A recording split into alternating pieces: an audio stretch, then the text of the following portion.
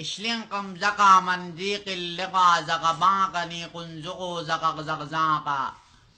شنو ترجمة هاي اللقا؟ ما منكم حدا يعرف شنو الترجمة هاي؟ زغنق بغازق لغن زقزق لغزغامغاق حتى أنا لا أدري. الموضوع يا إخوانا في هذه اللقاء التي لا يعرفها إلا سوانا أن أحد الإخوة المقيمين في المملكة اتصل علي في المنام من آخر الليل بعد صلاة العصر وقت الظهر. شنو بعد صلاة العصر وقت الظهر؟ المهم نخبط. قال لي: يا مولانا أسعد الله مساءك ونهارك، لقد أفزعتك من النوم في نص الليل بعد الظهر بعد العصر. فقلت له: شنو يصير هاي الكلام؟ قال: أنا في معجزة.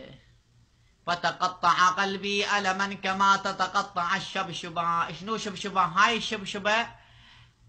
المهم قال لي: يا شيخنا لدينا رسوما ويجب علينا أن ندفعها وأنا لا أستطيع الدفع يا شيخ، شنو أعمل؟ فبكيت وبكت القرفة وبكى الجدر وطفي المكيف.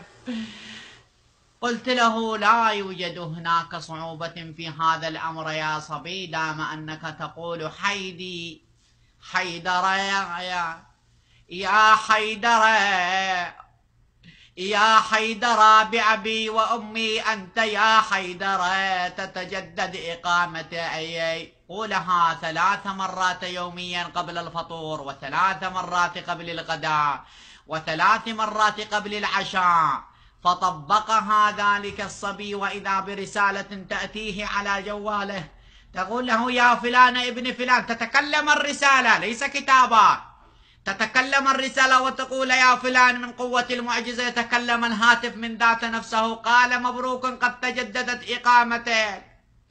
فإذا بالصبي يأخذ يداها ويضرب ويقول: هيها يا حيدر، هيها يا حسين، هيها يا حسين.